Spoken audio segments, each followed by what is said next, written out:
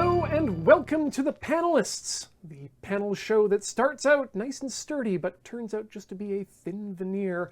I am today's brand new host, Ian Horner, and joining me are two titans of timber on my right. Team. What is our ship name? I can only come up with Sam. It's probably better than Surmarin. Team Sam. Sam, you are. And on my left, Team Margarine Facts. It's a callback. Another accurate name given the fact that you are naturally white and will be giving us plenty of salt, I'm sure. But good news. An eagle died of a heart attack, fell out of the sky, and landed directly on your head. However, thanks to this extremely unlikely source of cranial trauma, you've unlocked the ultimate secrets of human consciousness. As you stand upon the precipice of omniscience, you realize that you have a choice. Do you leap forward into the unknown and expand your mind such that you will understand everything that is possible for a human to comprehend? Or do you crawl into the welcoming darkness by willingly reducing your intelligence level to that of a golden retriever, thus neatly avoiding a lifetime of answering irritating questions like, what is the meaning of life? What makes us human? Or what font should I choose for the inter-office potluck announcement? Teams, what say you? We're going to Windmill Slam all knowledge in the universe, Ian. Oh, hell yeah. A bold and expected choice from Team Surface-to-Air Missile. That's what they call us. I mean, given that I already have answers for the questions that were posited, I don't see any reason to keep that information. Yeah, I don't want to better humankind by becoming irritated all the time, so I'm going to be dumb and happy. I'm going to be a dog, and I'm going to chase, well, I'm going to be like a human dog. And I'm going to chase balls and maybe, learn to get real flexible so I can lick my own butt. I'm just going to have a nice time in blissful ignorance. I have seen the galaxy brain, and I say nay. Give me the pea brain at the beginning of the meme. Thank you. I'd like to point out that reducing your intelligence level to that of a golden retriever doesn't liberate you from irritating questions. Rather, it invites them in the form of, who's a good doggo? And whereas if you have all of the knowledge in the universe, you'll know how to disintegrate people who say that with your brain. That is exactly the sort of pedantry I would expect from someone with all of the knowledge in the universe. Yeah, besides, to add some pedantry of my own, we're not actually dogs, we're just like smart like dogs, aka not at all. So I'm not bothered. People can ask me that all the time, and I'm like, oh, well that's a refreshing question. Oh, that's a refreshing question. Oh, that's a refreshing question.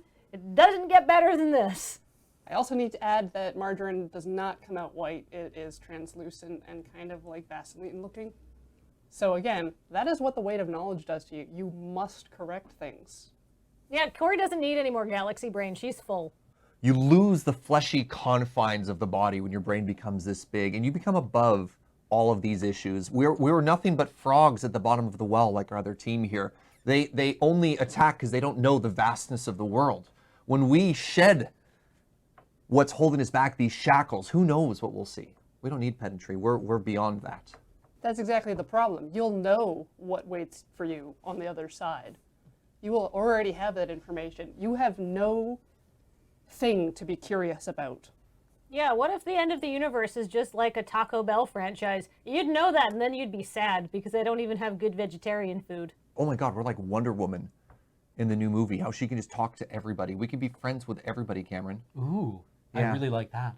Imagine just like this unending library stretching out before you, full of all the stuff that you can explore in its intricacy and complexity. Knowing everything doesn't mean the world is over. It just means we have more to explore. Mm-hmm. Hold on. I get that you guys are all about, all the things we can't know. Aren't a lot of the things that we can't know kind of horrible? Isn't that Cthulhu's whole jam? That he's some sort of mind-breaking, unknowable horror from beyond the deep abyss of the stars? Maybe you should leave that stone unturned.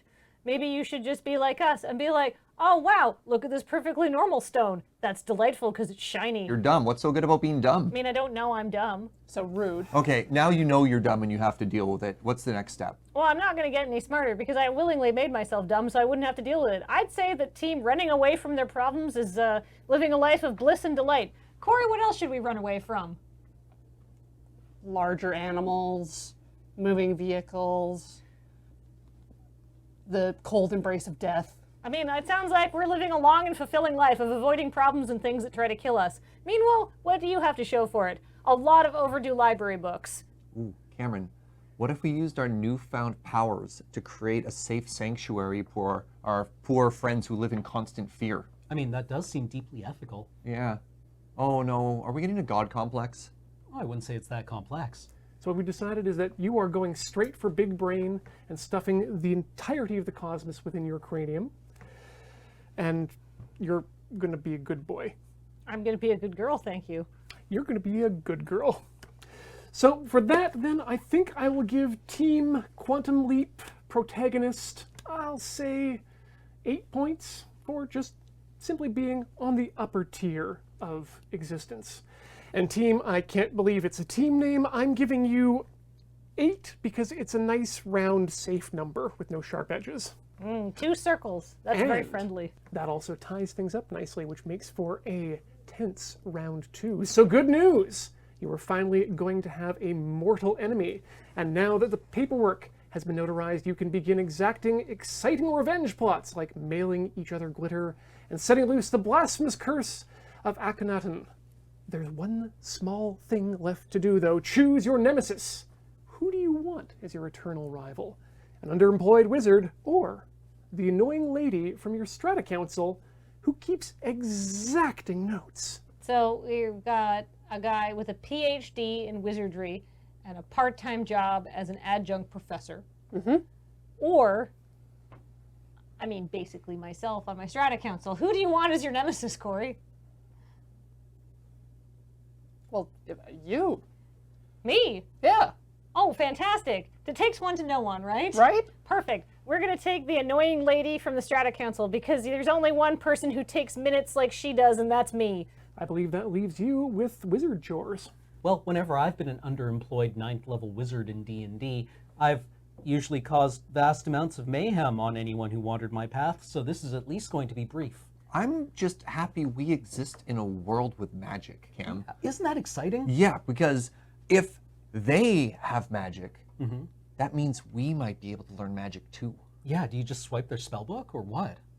Well, I mean, we have this whole, it's a rivalry, right? And it's not a rivalry if they just nuke us. Yeah. We need to get powerful too so we can duke it out. Otherwise, it's not a rivalry. Otherwise, it's just a murder. Yeah, and then we can specialize in, I don't know, abjuration because we know the meta already. Meanwhile, our rival is just one of those ladies who talks like this and who tries to be very friendly while being extremely rude and undercutting you and passive aggressive. And I know how to deal with that. I know exactly how to make that woman suffer. I'm going to bring her baked goods. That's what I was thinking. I was like, cookies. I got muffins. I got so many things. Pound cake. And you know what she's not going to do in return? She's not going to fireball me. But she will somehow pull a hair out of your cookies.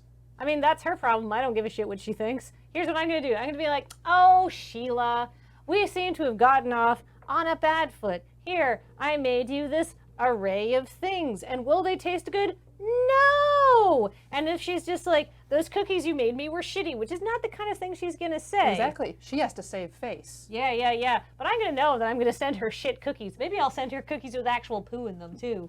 Like, I'm not above being very childish. I will give somebody terrible food poisoning in a petty quest for revenge against somebody who slighted me on a strata council meeting. What kind of person am I? When it started off, I legitimately thought you were going to try and win them over with kindness. And I realized that you're just trying to escalate into a cold war of passive aggressiveness and nastiness. Yeah. It swiftly become a matter of who can weaponize the social contract first. I just feel it's just like mutual assured irritation. There'll always be someone around that just annoys me a little bit and I can get angry at and I can speak ill of towards my friends and they understand that it's my rival so they have to listen to me vent. And it's just like a healthy outlet for a lot of aggression I have. I think I might actually need a rival to become a more well-rounded and well-adjusted person. I need somewhere to put the apparent like volcano of bile and hatred that just spills out of my very being. My cold black heart is overflowing with wretchedness and unkindness and bad deeds, and I need some place to put it. And it may well be Sheila from the Strata Council. Yeah, that. Healthy. Cam, at least we stand a chance of dying. Yeah. It's got to be better than this. Yeah, no kidding. I mean, sure we'll get like probably enchanted into the middle of a mountain, but The end is certain at that point. Yeah. You just get to drown in your own feces. I could spend existence as a tree and still be happier than this. No kidding. This just seems like a destructive loop. I'd rather get fireballed. Do you think that if this rivalry goes along long enough, that Sheila and us will end up in the same retirement home, and we'll be too old and frail to really do anything except jab each other with our canes and like try to mix up each other's medications?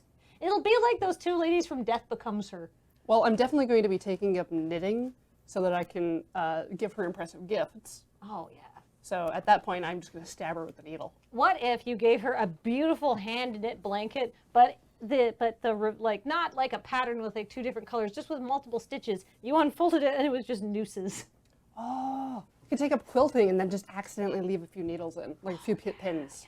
Yeah. Like work them deep in there, so she's not going to find them for a while. So if magic exists in our world, are we hoping for like a Harry Potter, wizards go to boarding school kind of world? Are you hoping for more of like a Harry Dresden, I'm a detective with a shotgun style thing where there's always been magic just under there and it just so happens we've pissed off a wizard and that's why we've been exposed to the world of magic? I was kind of hoping for a Mage the Ascension style of school magic where, you can just combine your 9 different spheres in novel ways in order to produce the desired effect. I will major in the entropy school. That's very you. I know. Cameron, you won't have time to master the powerful sphere of entropy, the cause of the heat death of the universe, because you will be dead. Because a wizard hates you. Even if the end is death, the fact that the word rival exists means we still get to fight back and we still likely get to learn magic. Yeah, I mean, if there are nemesis, then certainly we stand some kind of chance against them. The Greek gods don't send just anyone, right? Also, this guy isn't special. Lots of people hate me. Team Sam, you are not currently wizards, right? Can neither confirm nor deny. So it is unlikely this is a rivalry in wizardry. You likely met at a crib match, or basketball game, or some other very normal, mundane activity. Maybe you guys got into a minor fender bender in the parking lot and they elevated it to some sort of magical duel when you were just like, why don't we just settle this without going to ICBC? If they're declaring vendetta against us over something so petty, surely we could weld together some kind of broad coalition of other people that they have declared vendetta against. The person who took the last box of cereal before they got there in the supermarket. The person who took their parking space even though they weren't signaling for it. The person who butted in front of them at Subway. This person may have more vendettas than Kathleen. Ooh. You may find that there's no one left alive to hold a vendetta against this wizard. How many first level characters do you think can take down a 9th level wizard? If we assume that they're 9th level, they're going to be swinging a max of 2 5th level spells. Yep. Cones of Cold can only wipe out so many first level Yeah, soldiers. especially if you spread out. Yeah, exactly. I think that we're well situated to handle this. It's going to be a war of attrition, but we'll get there.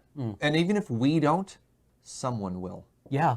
You know what we don't need to do, Corey? What is that, Kathleen? Organize literally thousands of first level players to take down some sort of powerful enemy. We can just be like, wow, mean Sheila from Strata Council, why don't you just chill out? And if she's like trying to be like, no, rivalry, then you can just be like, or maybe I don't care. And then you make her feel and look stupid. And then you just like chill out for a while. And then she's like, oh, I guess this vendetta is over. And then like 3 or 4 years later, when she thinks you've moved away or something like that, then you strike back with a rude note. The worst part about Sheila is she won't stop.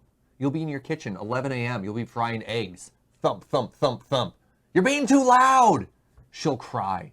You'll have a reasonable dinner party. You'll be listening to music at 4 p.m. Noise complaint written up against you. Even if you're within your rights, what will you do? Complain to the Strata Council? They'll tell her to stop, but she won't stop. She doesn't know how to stop. All she lives off of is malice. That is very devious. She'll bake you a piece cake in order to make amends. And then when you throw it in the garbage, she'll cite you for not composting it. Damn. Wow, I feel like there's a lot we can learn from Sheila.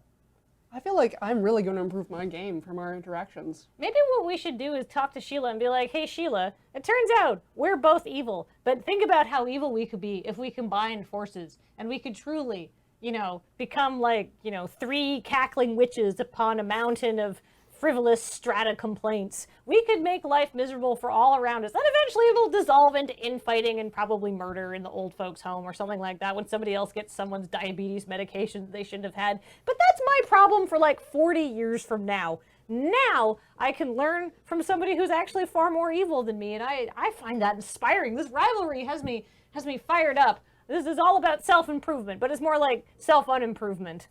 Well, that seems like a good place for us to wrap up this particular little argument. Team Hobbit Helpers, it sounds to me like you've decided that you want to spend a nasty, brutish, and short life getting Artemis fouled by some sort of teenager in Destiny. Nasty, brutish, and short was my nickname in high school until I hit my growth spurt in grade 10. Whereas Team Margarine Crimes seems to want to spend a long, toiling, and eventually fruitful life trying to gain the trust of your rival and then eventually betraying them in the end with baked goods, again made by your terrible, terrible margarine. Well, seeing as you've both reached the end of your lives, I'm going to give you a single point each. Thus bring you both up to 9 points, which leaves us at a tie, which again doesn't matter because, as we said, both of our teams are dead and the points don't matter anyway. So until next time, this has been the Panelists. Thank you for joining us.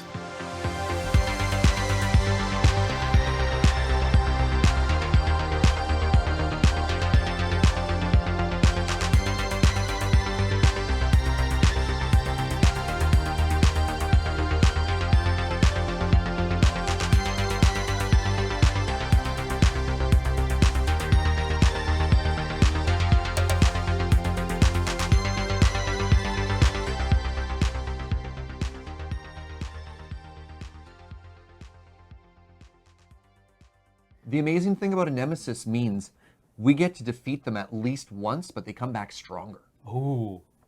We're a mechanism for this person's self-improvement. We're a plot point.